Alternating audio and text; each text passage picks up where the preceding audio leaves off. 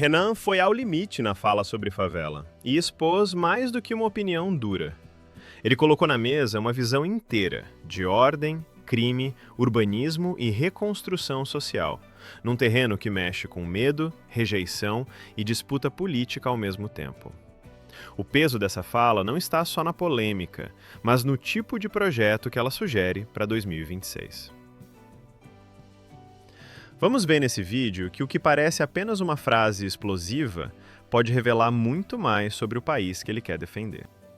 Um dos seus projetos é a desfavelização, e a gente sabe que dentro da favela é onde nasce a nossa identidade cultural. Como você pretende fazer isso sem que a identidade cultural do nosso povo seja acabada? Olha, eu discordo peremptoriamente de que a nossa identidade cultural nasce da favela, e se nasce algo em termos culturais da favela, esse algo ele precisa ser profundamente alterado. Por mais que a gente romantize, tipo, o Cartola, eu adoro o Cartola. O Cartola veio da favela no Rio de Janeiro, um grande poeta. Vou interromper rapidinho o vídeo só para te pedir uma coisa. Se você está gostando desse conteúdo, já deixa o seu like e se inscreve no canal. Isso ajuda muito o canal a continuar trazendo conteúdos relevantes como este para você e também mostra para o YouTube que você quer receber mais vídeos nesse estilo. Muito obrigado por isso. Agora vamos continuar com o vídeo. Pois bem, a existência do Cartola justifica a existência de um arranjo urbanístico em que milhões de pessoas vivem sem esgoto controlados pelo crime organizado? Não. Mas eu tenho certeza que se houvesse um bairro bom, o Cartola existiria ali e ia fazer arte de qualidade. Hoje a arte, vamos dizer, a arte de massa que surge da favela não é o Cartola. A arte de massa é o MC Pose do Rodo, é o Oruan. É gente que produz música que tece loas ao crime organizado e que defende, na prática, vamos dizer, uma objetificação da mulher tão humilhante, a mulher como um pedaço de carne, uma mulher como um ser submetido ao crime, que é um desrespeito à mulher, ao pai, à mãe que tá ali. Então, a cultura da favela, eu defino não apenas que a favela como esse arranjo urbanístico, mas a cultura da favela precisa ser profundamente alterada. Hoje, né, se eu fosse ser um esquerdista, o esquerdista diz que é o seguinte: a cultura serve para justificar as relações materiais. Eu vou me comportar agora como um esquerdista no sentido de dizer, a cultura que sai da favela, ela serve para justificar o sistema de relações em que o crime manda nas pessoas. Um cantor como o Pose do Rodo, que diz que todos os homens vão sair com todas as mulheres aí, com as meninas naquele bairro, menores de idade inclusive, porque eles têm armas, que é o que eles cantam naqueles bailes, justificam a ascendência, a liderança que os criminosos têm naquela comunidade e o terror que eles geram. Portanto, nós temos um programa claro para desfavelizar o Brasil. São 900 bilhões de reais para a gente acabar com esse modelo arquitetônico e urbanístico fracassado e que gera pobreza e que reflete pobreza, que é a favela. Só que nós temos que tornar também a favela um lugar que cria uma cultura de confiança, uma cultura em que as pessoas cuidem do seu bairro, que as pessoas se sintam protegidas e parte do Estado brasileiro. Hoje, por exemplo, essa cultura da favela, ela gera, por exemplo, a gravidez na adolescência desproporcionalmente mais alta lá. Então, essa cultura está sendo boa para as mulheres que moram na favela? Essa cultura está sendo boa para o menino que quer estudar e que mora na favela? Não. Então, o nosso ataque à favela como instituição é ataque a um modelo também cultural. Por isso que eu discordo de você nesse elemento. Há coisas boas que surgiram dali, mas eu tenho certeza que essas pessoas talentosas que estavam ali poderiam criar isso em outro modelo, num bairro. Vou dar um exemplo. O samba em São Paulo, ele não surgiu da favela. Você tinha tinha os curtiços, o samba, o Adoniran Barbosa. Mas o Vai tem quase 100 anos vindo de um quilombo, que é o Quilombo Saracura. O quilombo não é uma favela. O quilombo é um quilombo, a favela é uma favela. A Bela Vista é uma favela. A região da Bela Vista é uma favela, um bairro pobre, mas não é uma favela. Favela é uma coisa diferente. Favela é favela. Eu tô falando o Adoniran Barbosa, se eu pegar a origem do samba em São Paulo, não era favela, era bairro pobre. É diferente de uma favela. O que eu quero dizer é, você justificar a criação da cultura através de um arranjo social muito ruim, não é bom. Não é bom nem para quem cria cultura e nem para quem mora naquele lugar. Isso vale para música sertaneja, que também expõe a mulher da mesma forma, que também sexualiza adolescentes e fala sobre bebida alcoólica? Eu não acho que a música sertaneja ela faça isso na mesma intensidade do que o MC Pose do Rodo. E eu também não acho que a música sertaneja seja utilizada para justificar o crime organizado. Crime organizado, hoje você tem os MCs que fazem isso. Mas o crime organizado tá na Faria Lima também, né, candidato? O crime organizado tá na Faria Lima através da REAG, que é ligada ao PCC. A gente dá bem os nomes aos bois. E eles têm que ser presos. Agora, eu não sei se tem um cantor sertanejo que tá defendendo a REAG. Se me mostrar, eu vou pedir a prisão de todos eles. Eu adoraria pedir... olha só, eu gosto mais de samba do que boa parte do sertanejo no Brasil. Mas não é resumir muito a cultura da favela a um MC apenas, a um tipo de cultura? Porque, por exemplo, a Mangueira do Cartola continua fazendo cultura. A Mangueira do Cartola continua fazendo cultura. Dito isso, a Mangueira trabalha pra bicheiro também, que é ligado ao crime organizado. Até aí, o Carnaval do Rio de Janeiro é ligado a bicheiro. E eu também não vou justificar a existência das favelas por causa da existência da Mangueira. O problema que a gente vai sempre incorrer é, como há um estado paralelo que se instala nas favelas, todas as expressões culturais vão terminar, no fim do dia, ligados à expressão do crime, que é uma expressão de poder. E há, no final do dia, uma romantização. Houve agora uma ótima série da Globo lá, o Vale que é Escrito. As pessoas saíram romantizando. Pô, o bicheiro é o nosso gangster italiano. Pô, o bicheiro é um bicheiro, um criminoso.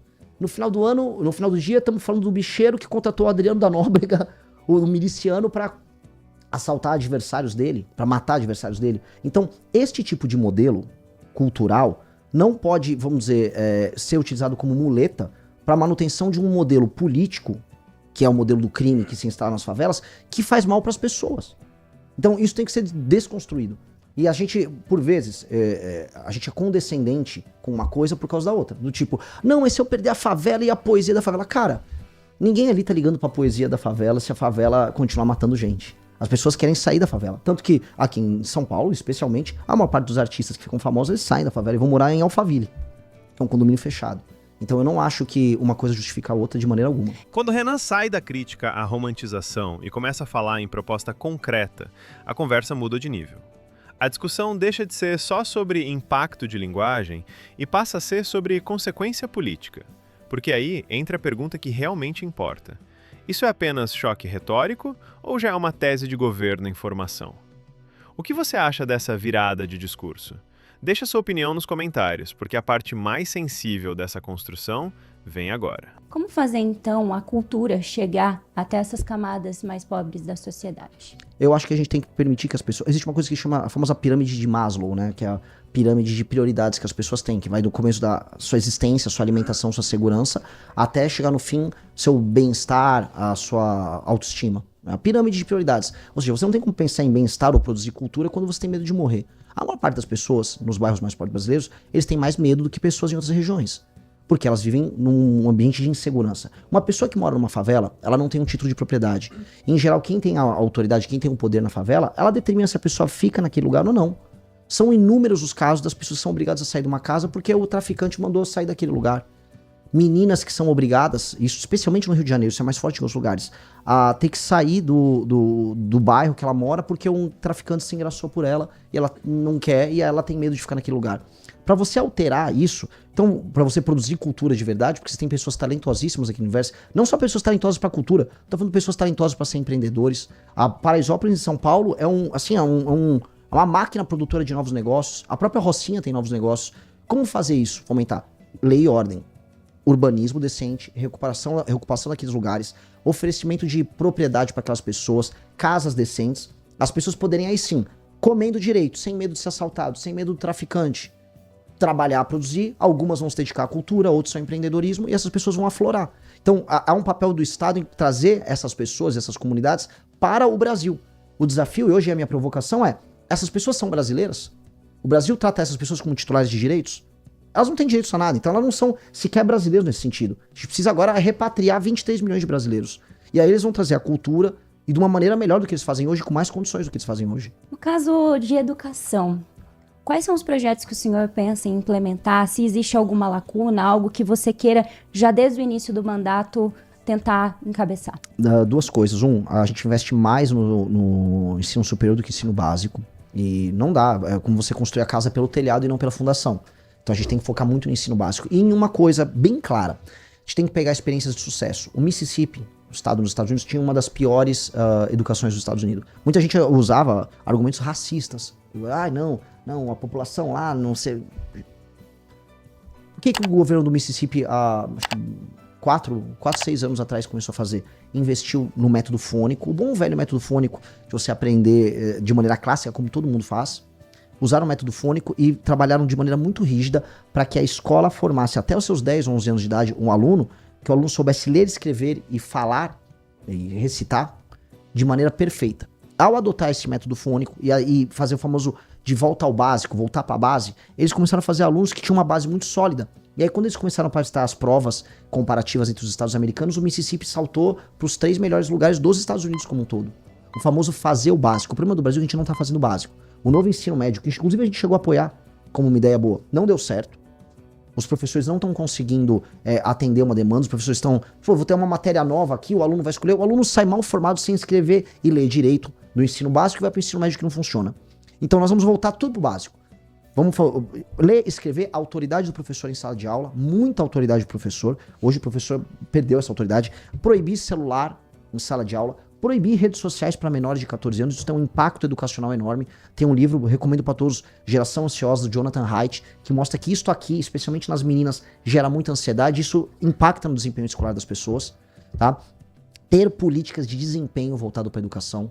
Então, as escolas que estão tendo desempenhos melhores nos provões, o Saeb é um deles, mas a gente tem que instituir mais provões todos os anos, recebem mais dinheiro, e os diretores das escolas que têm desempenho pior são substituídos. Não dá para manter um diretor de uma escola tocando uma escola que tem um desempenho ruim. Você tem que trocar a gestão. É assim numa empresa, tem que ser assim numa escola. Fomentar a participação dos pais junto à atividade escolar. E uma das coisas que é um projeto que a gente já protocolou, inclusive na LESP, muito legal, que é a seguinte: a família de um aluno que tira notas altas, e aí nós vamos ainda instituir um provão em âmbito nacional para isso, a família recebe um auxílio. Eu não concordo com o pé de meia que você tem que dar um dinheiro só pro cara cumprir presença. Cumprir presença é obrigação. Nós vamos ajudar os alunos que têm notas altas. E vamos ajudar essa família a ver valor na educação. Porque um dos problemas grandes aqui no Brasil é você pega qualquer ranking nacional e ou municipal ou estadual de preocupação das pessoas com problemas, vem saúde em primeiro, corrupção, segurança. Educação vem lá para quinto, sexto lugar. Educação não está na pauta de preocupações dos brasileiros. O problema é, se você não arrumar a educação, a coisa não anda. Então a gente tem que criar sistemas de incentivo para que a família veja a educação como prioridade. E aí a gente foca na base para que esse aluno possa se inserir mais para frente numa universidade, sem precisar desse negócio de cota. Se a gente dá a oportunidade para esses alunos desde o começo crescerem e terem bom desempenho escolar, esse aluno irá performar bem no vestibular e vai vencer um aluno de classe média que estudou numa outra escola. O trecho ganha força justamente porque não para na denúncia moral. Ele tenta ligar favela, crime, cidadania, trabalho e educação dentro de uma mesma lógica de reorganização nacional. E é isso que transforma uma fala controversa em algo politicamente mais amplo. A dúvida que fica não é só se as pessoas concordam ou discordam, mas se esse tipo de discurso consegue sair da provocação e virar caminho real de poder. Chegamos ao final de mais um vídeo. Se você gostou deste conteúdo, deixa o like, se inscreve no canal e ativa as notificações. Esse apoio ajuda o YouTube a entender que vale a pena te recomendar mais vídeos como este e ajuda o canal a continuar trazendo análises e conteúdos relevantes para você.